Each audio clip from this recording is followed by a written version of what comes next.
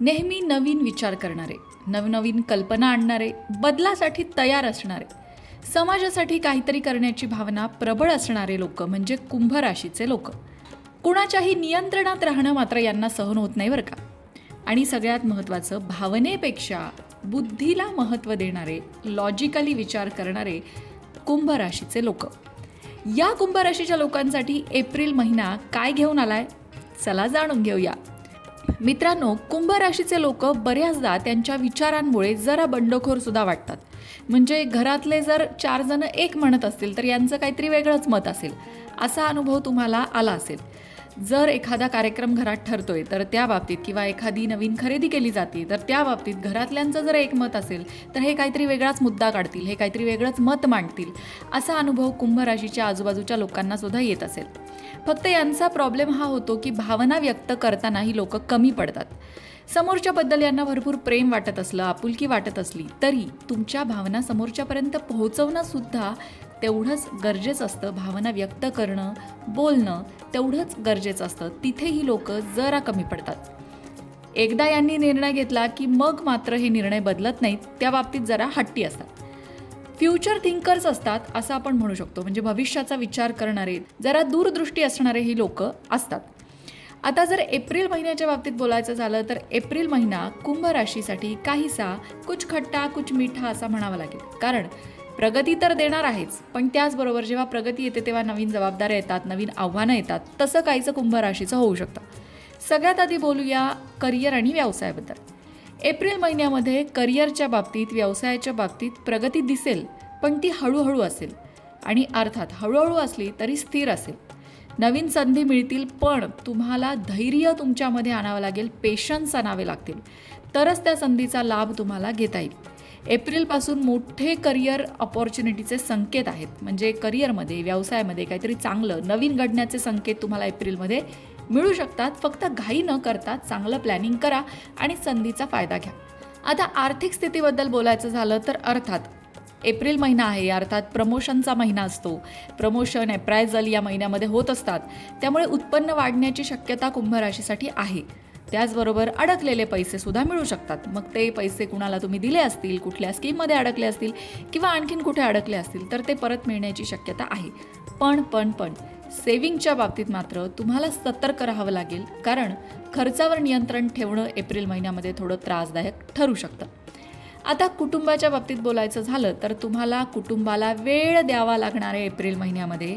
त्याचबरोबर जर तुम्ही वेळ नाही दिलात किंवा कुटुंबाकडे दुर्लक्ष केलं, कुटुंबातल्या समस्यांकडे दुर्लक्ष केलं तर वाद होण्याची शक्यता आहे. त्यामुळे कुटुंबाला वेळ द्या आणि संयम ठेवा. सगळ्यात महत्त्वाचं, नात्यांमध्ये इगो बाजूला ठेवावा लागतो, ज्याचा अनुभव तुम्हाला या महिन्यात येऊ शकतो. आता प्रेमसंबंधांच्या बाबतीत बोलायचं झालं तर जे लोक आधीच प्रेमात आहेत, नात्यामध्ये आहेत, रिलेशनशिपमध्ये आहेत, त्यांच्यात थोडे मतभेद हा एप्रिल महिना करून देऊ शकतो. 19 एप्रिलनंतर तुमचं नातं थोडं सुधारेल, पण या तणावाच्या वातावरणातनं कम्युनिकेशन, संवाद तुमच्या जोडीदाराशी व्यवस्थित साधणं, शब्दांची निवड योग्य करणं, परिस्थिती समजून घेणं हे तुमच्यासाठी आव्हान असणार आहे. आणि त्या गोष्टी तुम्हाला कराव्याच लागणार आहेत, तर तुमचं नातं अधिक मजबूत आणि घट्ट होऊ शकतं. आरोग्याच्या बाबतीत सांगायचं झालं तर पोटाच्या समस्या, ॲसिडिटीच्या समस्या थोड्या त्रास देऊ शकतात. त्यामुळे उन्हाळ्याचे दिवस आहेत, ताक तुमच्या आहारामध्ये समाविष्ट करा, ज्यामुळे तुम्हाला ॲसिडिटी होणार नाही. बाहेरचं खाऊ नका, तळलेले, तुपकट, तेलकट पदार्थ टाळा. कारण चुकीच्या आहारामुळे एप्रिल महिन्यात तुम्हाला त्रास होऊ शकतो. डाएट कंट्रोल, रुटीन फॉलो करणं या गोष्टींचा सल्ला आरोग्यासाठी तुम्हाला दिला जातो. ओव्हरऑल बघायचं झालं तर एप्रिल 2026 हा अर्थात प्रगती आणि आव्हानं दोन्ही घेऊन येणार आहे. मेहनतीला फळ मिळणार आहे, पण तुमच्या भावनांवर नियंत्रण ठेवणं खूप गरजेचं आहे. इमोशनल बॅलन्स साधणं आवश्यक आहे. हा महिना तुम्हाला शिस्त शिकवणारे, धैर्य शिकवणारे आणि स्वतःवर नियंत्रण ठेवायला शिकवणार आहे.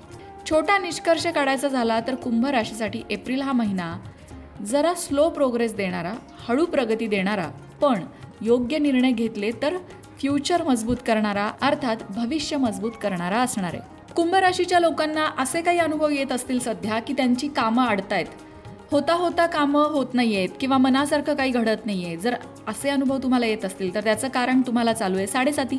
पण आता नुकताच आपल्या चॅनलवरती ज्योती जोशी, ॲस्ट्रो गुरु ज्योती जोशी यांचा एक पॉडकास्ट आलेला आहे. ज्यामध्ये 7.5च्या काळामध्ये कुंभ राशीच्या लोकांना काय अनुभव येत आहेत आणि त्या अनुभवांशी त्यांनी कसं डील करायचं आहे, कसं वागायचं आहे, त्यांच्या समस्येतून त्यांनी बाहेर कसं पडायचं आहे, या बाबतीतले उपाय सांगण्यात आलेले आहेत. कुंभ राशीसाठी फार सुंदर मार्गदर्शन ॲस्ट्रोगुरू ज्योती जोशी यांनी केलं आहे, तेव्हा तो पॉडकास्ट तुम्हाला नक्कीच मार्गदर्शक ठरणार आहे. त्याची लिंक तुम्हाला डिस्क्रिप्शन बॉक्समध्ये मिळेल. तो पॉडकास्ट नक्की बघा. त्यामध्ये 7.5 कसं वागावं, कसं वागू नये हे तर सांगितलंच आहे. कुंभ राशीला 7.5 फायदासुद्धा देते, कारण कुंभ राशीचा स्वामी शनी आहे. पण तो फायदा कधी होतो किंवा कोणत्या टप्प्यात 7.5 लाभ देते, या सगळ्याबद्दलच सविस्तर मार्गदर्शन त्यात करण्यात आलंय. त्या पॉडकास्टचा लाभ नक्की घ्या.